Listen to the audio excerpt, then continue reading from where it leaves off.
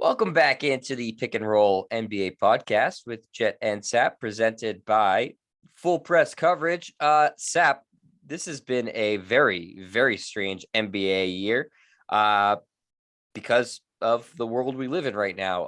COVID is running rampant through not just the NBA, but the entire world, especially with the Omicron variant, very easily transmissible. And that has resulted in the NBA basically allowing cameos from anybody who's ever suited up or wanted to suit up and fulfill their dream of being an NBA player, with 10-day contracts being utilized by virtually every team in the league in order to fill out their roster, because guys are in and out with the health and safety protocols, as they call it. And that's led to some fun appearances. Probably the most fun, the Joe Johnson appearance for the Celtics, about 7,500 days in between his last appearance with the Celtics. And he did score a bucket in his first game back with Boston. That was one of the few highlights of the Celtics season this year, where the highlights have been few and far between. But Sap, it got us thinking, are there other players you'd like to see suit up?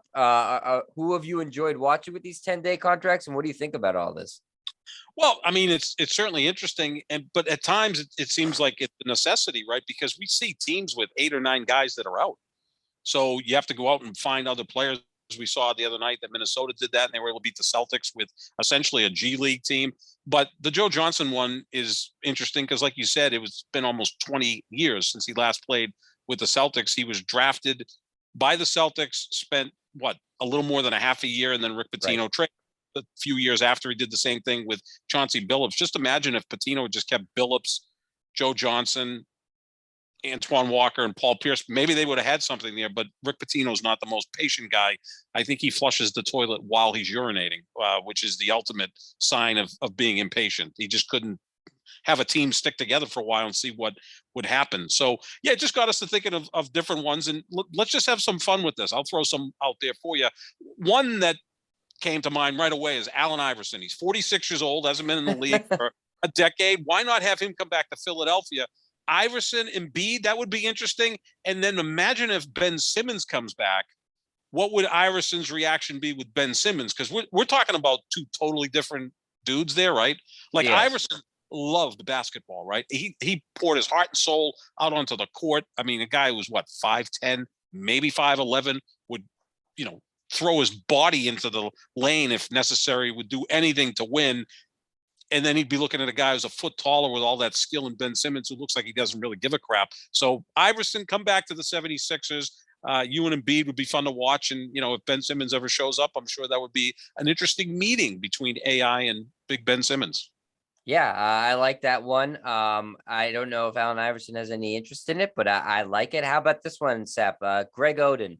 I think there's still time for him to, make that a debate again, whether he should have been the number one, deserved to be the number one pick, or Kevin Durant. He's only 33, so he's still got a lot of basketball left in him.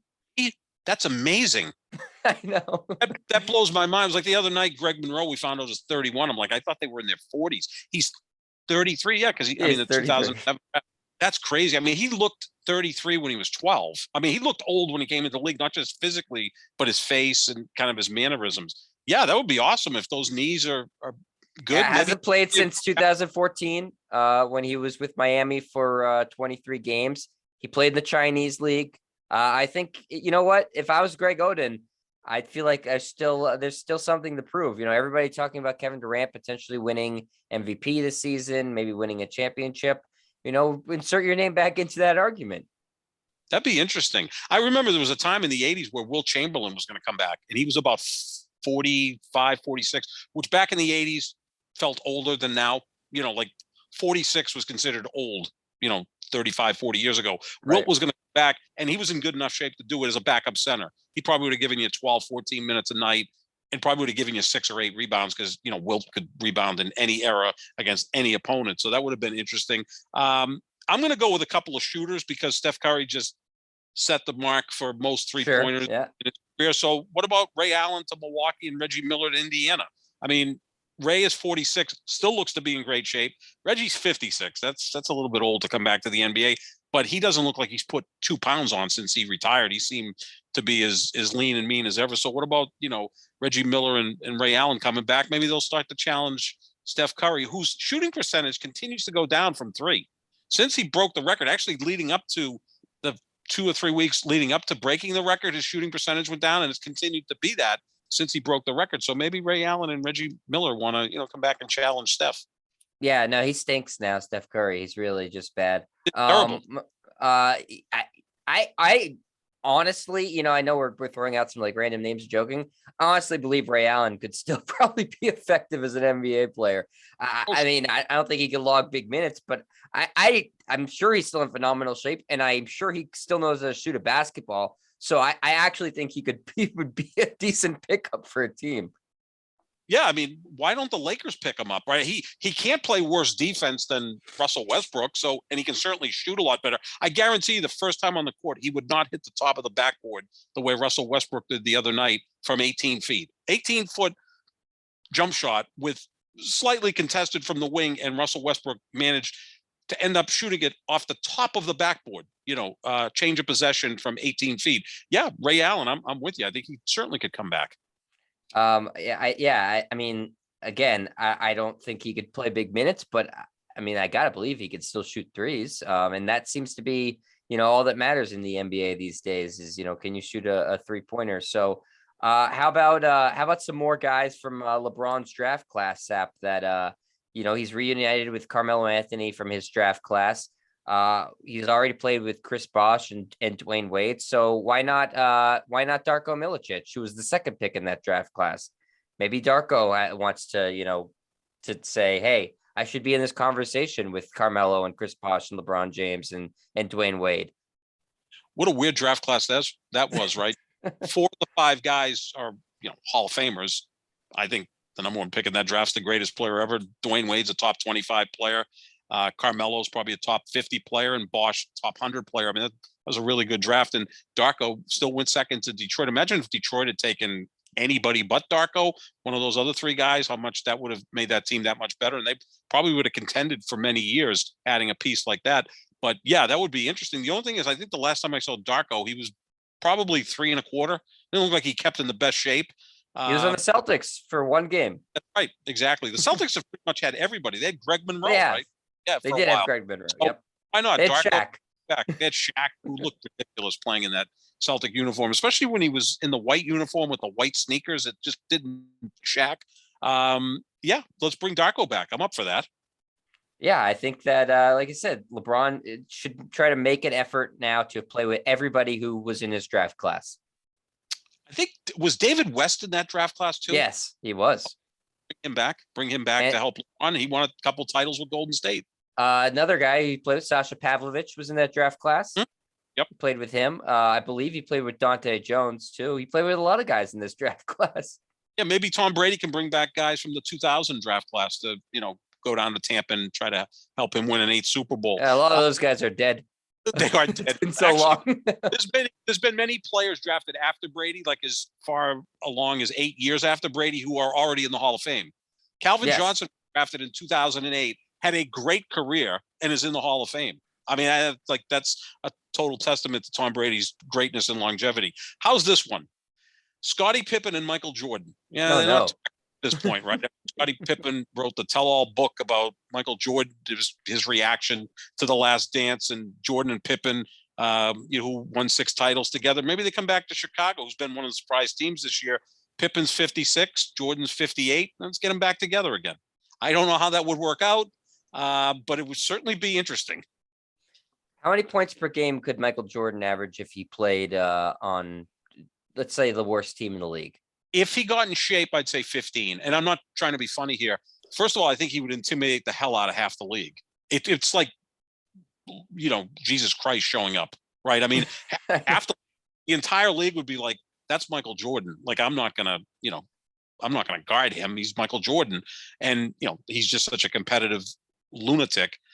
Yeah, why not? I mean, he'd have to get in shape. He'd have to give up the cigars, the scotch, whatever else that he puts in his body at this point and get in shape a little bit. I mean, because I know he's, a freak, but you still have to be in some shape to play in the NBA, right? So yeah, I think he could go out and get 12 or 15 points a night. Sure, why not? He's got that. He'd take a lot of shots to get there, but he's so competitive, and I'm sure he can still score a basketball. I don't question that at all. This is the last one I'm going to throw out, Sap, because I think it's really interesting, and it has for a lot of reasons. It's a budding rivalry between him and LeBron James, actually. Kareem Abdul-Jabbar, 74 years old.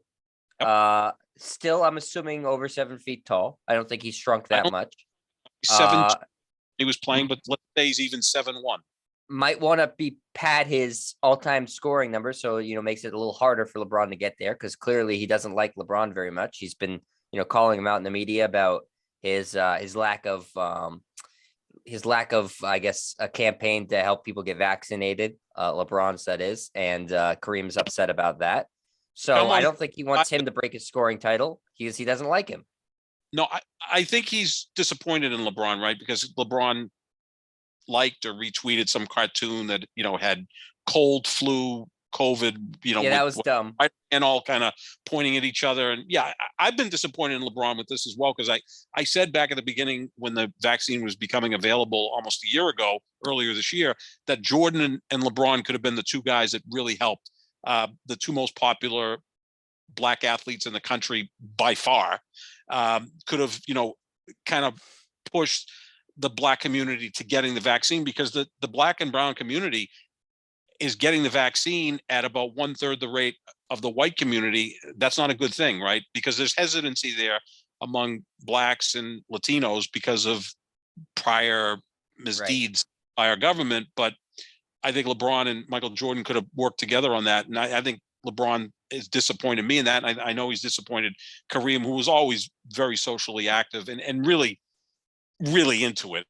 It wasn't like he was, just had a few of the facts or details down. He would get into it. I mean, the man would write op-eds for the New York Times, right? He's got his own Substack account.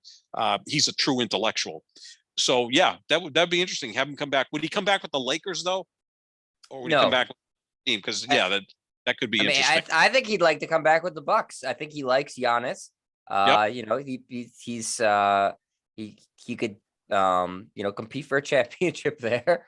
I think Sap, like I said, if you're in Southern California, puts a little more distance between him and LeBron. I'm sure being 7 feet tall, he could get maybe, like Taco Fall gets in there, gets, 2 or 3 baskets when he comes in. Just throw it up to him. Right. The hook shot, that thing is going to be with him forever. I mean, that's such a skilled shot, and he probably could still go out there and hit it. And it's not a physical league anymore. So you get Kareem coming back to Milwaukee. Although I don't think Kareem's going to move to Milwaukee. He moved out of Milwaukee to move to Southern California. That would be a rivalry, though, because as LeBron's closing in on the scoring record, Kareem's going to try to pad his numbers, kind of like Ray Allen and Reggie Miller getting in competition with Steph Curry as the all-time 3-point leaders. Let me give you a couple other ones out there.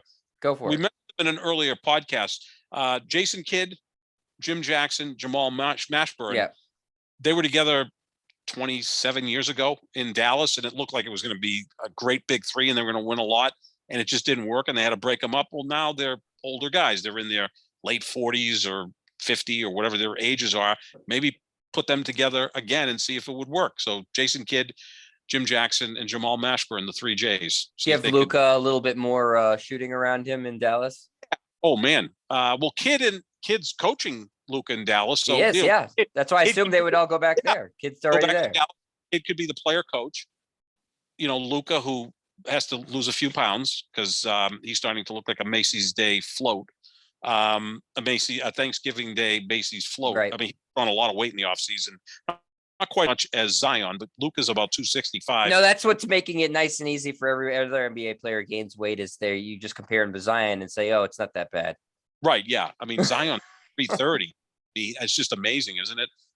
So maybe we get those 3 guys back in Dallas. I'm sure, Mark Cuban, who's always ahead of the curve and ahead of everyone when it comes to marketing, that would be pretty good. Maybe Steve Nash could come back with Brooklyn. He looks to be in good shape. I know he was really getting into tennis when Brooklyn reached out and offered him the head coaching job. He could be a player coach. And this is one other thing, Jet, before we move on.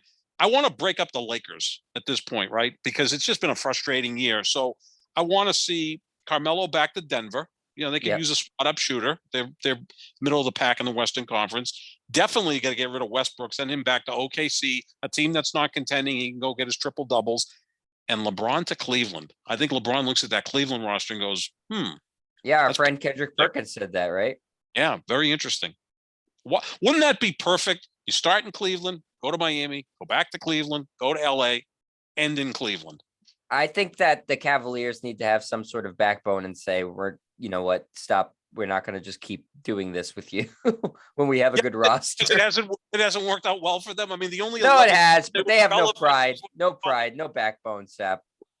I mean, they did win their only title with him leading the way, and his first go around, they went from being the most irrelevant franchise maybe in American team sports and became very relevant because of LeBron. So yeah, do that. And maybe, but if the Lakers stay together, Carmelo and Westbrook and LeBron stick in LA, why don't the Lakers go out and get Metta World Peace? Yeah. Because he's crazy. He's crazy. Would be interesting. And, could you just picture a team with Russell Westbrook and Metta World Peace on it together? No. That would be interesting.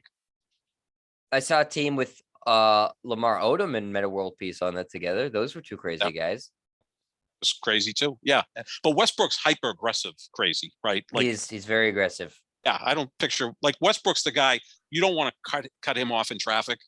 Like he'll come after you. Like right. Jack Nicklaus, like 2 decades broke the golf club up and out and started smashing the hood of the car of some other, driver. So that's right. What you got to be careful about with Westbrook. There's definitely road rage with Westbrook. There's like court rage with Westbrook when he's on the court. So yeah, it'd be fun to see. And look, I don't think, some of these obviously are ludicrous. I don't think Jordan and Pippen are coming back together for the Bulls, although I'd never put it past Jordan. I mean, he's, I think he's enjoying his life playing a lot of golf. But yeah, it wouldn't be shocking if like a week or two from now, when another team gets hit with COVID and 8 guys are out, that we hear some guy that's been out of the league. I mean, could Dirk come back for Dallas? I don't know. I mean, he's only been retired, 3 years?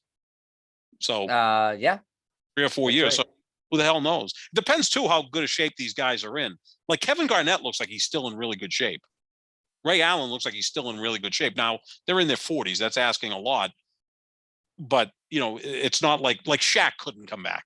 That just well. I mean, he wouldn't make it down the court once, and you'd need a stretcher. I saw him try to shoot threes the other night in the studio at TNT. He bet Candace Parker they could make them. He airballed basically all of them.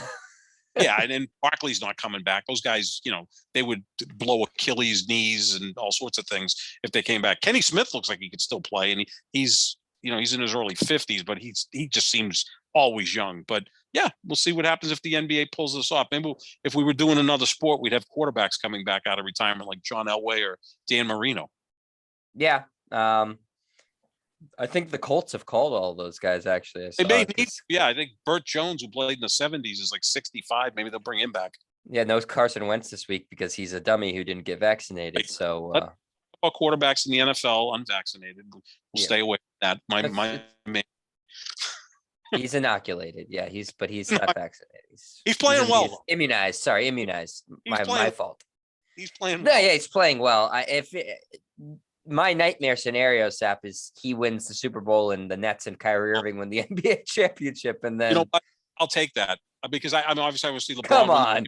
Oh God, of course I'll take that. You kidding me? I go through every day of my life arguing with people about Aaron Rodgers. I've given up saying that he's the greatest quarterback ever. I think he's the most talented quarterback ever. There's a difference. Brady's the greatest quarterback ever, but I'm pretty adamant that he's one of the 5 greatest quarterbacks of the Super Bowl era, and I think I'm accurate with that. If he gets a second Super Bowl, he's right there with Manning and Elway behind only Brady and Montana. So I need that second Super Bowl. I'm too far in now. I mean, I've got a Green Bay mask, not like a Spider-Man mask, the mask you wear because of COVID. Right, yeah. Those I get, I wear the same green shirt and everything else. Not a Packer shirt, just a green T-shirt while I'm watching the game. So yeah, I'm too far in, Jed. I need that championship. If it means Durant and Kyrie winning a championship, then so be it. And Durant, I'm always pushing back against like Durant and Steph because I don't want to have them challenge LeBron in terms of titles. LeBron has 4, Steph has 3, Durant has 2. We'll see what happens the rest of their careers. But I will give Kevin Durant a lot of credit. He played 8 years with Russell Westbrook. He did. God bless him. seriously, how did he put up with that for 8 years?